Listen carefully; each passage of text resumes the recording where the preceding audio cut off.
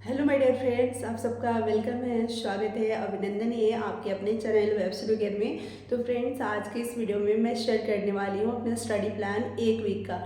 जैसा कि आप सभी लोगों को पता है कि पहले एक वीडियो मैंने अपलोड करा था पिछले वीक में, उसमें मैंने आपको बताया था अपने एक वीक के स्टडी प्लान के बारे में कि मैं कौन कौन से टॉपिक मैथ्स का कवर करने वाली हूँ टीआरई थर्ड के लिए।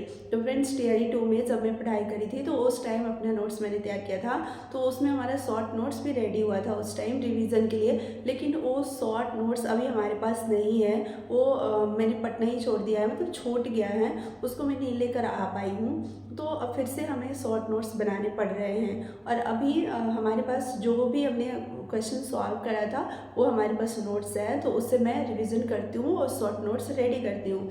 किसी ने ये बोला था कि ट्रिगो का भी आप शॉर्ट नोट्स से रिवीजन करा दो, तो सॉरी फ्रेंड्स, अभी ट्रिगो का मेरा शॉर्ट नोट्स रेडी नहीं हुआ है। जैसे वो मैं कर लूँगी तो आप सभी लोगों के साथ ज़रूर शेयर करूँगी।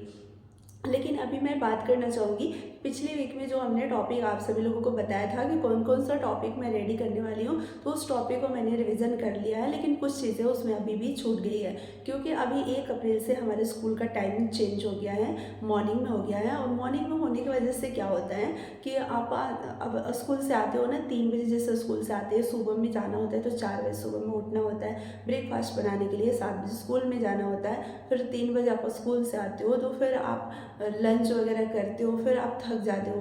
थकने के बाद फिर क्या होता है ना कि पढ़ाई करने बैठते हो तो थोड़ी मतलब नींद आने लगती है। लेकिन मुझे नींद दिन में नहीं आती है फिर भी, लेकिन जब थकान होता है ना बहुत ज़्यादा तो फिर नींद आने लगती है। और ऐसे नॉर्मली दिन में नींद नहीं आती है, लेकिन फिर भी मैं ज़बरदस्ती नहीं सोती हूँ। कभी कभी मतलब बहुत ही ज़्यादा थोड़ा सा एकदम लेज़ी फील होने लगता है, बहुत ज़्यादा पेन होने लगता है बॉडी में, तब मैं आराम कर लेती हूँ, सो लेती हूँ। नहीं तो ऐसे नॉर्मली मैं नहीं सोती हूँ दिन में, क्योंकि दिन में सोने के बाद मेरा टाइम जो भी है 2 घंटे 3 घंटे का जो इम्पॉर्टेंट टाइम मिलता है पढ़ने का, वो टाइम चला जाता है। और टाइम चले जाने के बाद लगता है कि आज का जो दिन है मेरा बेकार चला गया, मेरा टाइम वेस्ट हो गया।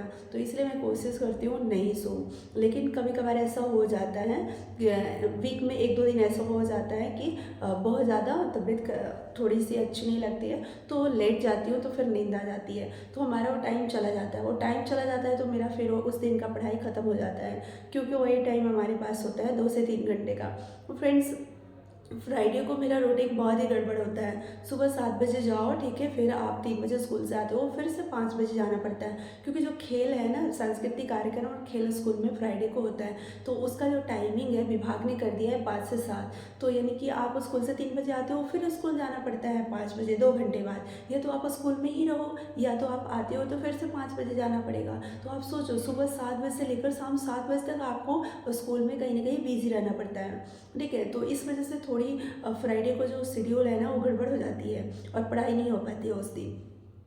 तो इधर थोड़ी सी शेड्यूल आगे पीछे होने की वजह से नए शेड्यूल में अपने आप को एडजस्ट करने में थोड़ा टाइम लग जाता है, ठीक है। तो इस वजह से हमारी जो कुछ टॉपिक है वो छूट गया है, नहीं हो पाया है।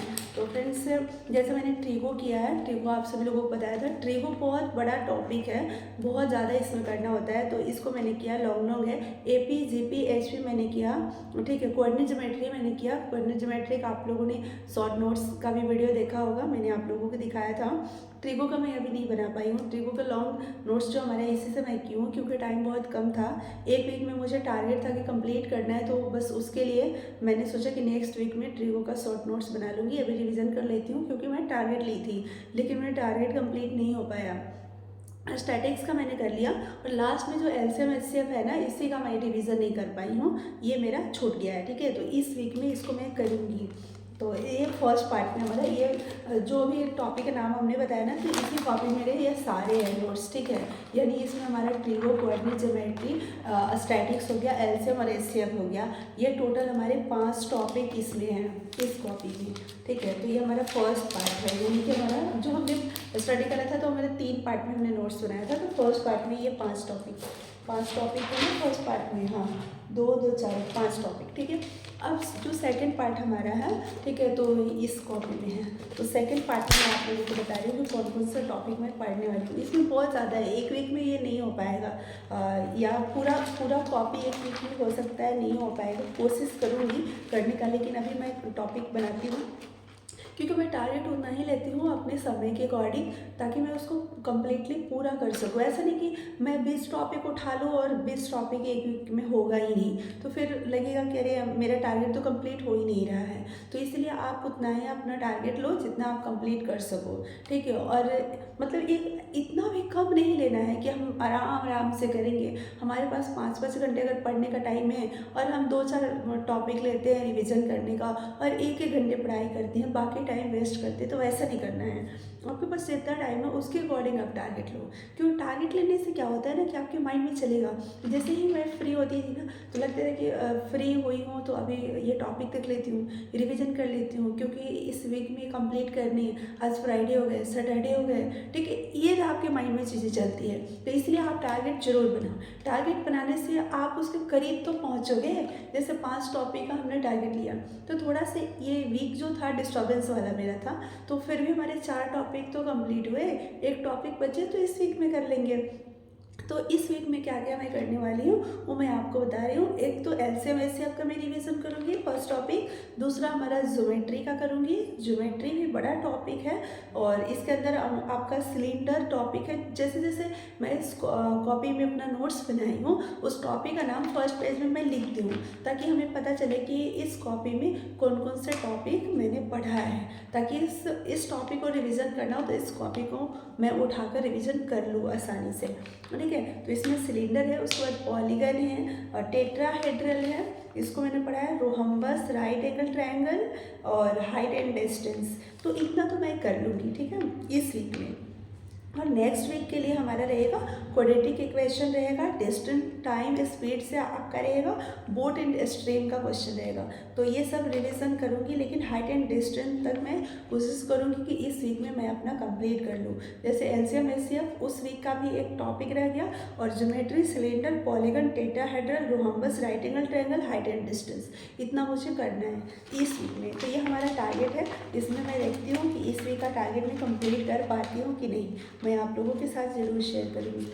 तो ये मेरा इस वीक का टारगेट है। जो आज संडे है, तो मैंने ये अपना प्लान किया कि मुझे इस वीक में क्या करना है। एवरी संडे आप प्लान करो कि मंडे टू सैटरडे आपको क्या करना है, और उसको आप फॉलो करो। देखो स्कूल में भी ना हम लोग की प्लानिंग होती है सैटरडे को शिक्षक संगोष्ठी होता है, उसमें एक वीक का प्लान तैयार होता है कि एक वीक में बच्चों को क्या पढ़ाना है, कौन सा टॉपिक पढ़ाना है, कौन से एग्जाम्पल के साथ पढ़ाने हैं, किस क्लास में कौन से टॉपिक, पूरे एक वीक का प्लान हम लोग लिखते हैं, तैयार करते हैं। फिर अगले फ्राइडे को कौन सा खेल होगा, कौन सा सांस्कृतिक कार्यक्रम होगा, उसके लिए बच्चों को तैयार किया जाता है। नेक्स्ट सैटरडे को कैरियर काउंसलिंग होता है, तो कैरियर काउंसलिंग में कौन सा टॉपिक लिया जाएगा। इस तरह से प्लानिंग होती है नहीं एक वीक की अपने बच्चों के लिए स्कूल में। तो इसी प्रकार से आपको अपने लिए भी एक वीक का प्लान करना है कि आप एक वीक में क्या क्या पढ़ने वाले हो, कौन कौन से टॉपिक आप कंप्लीट करने वाले हो।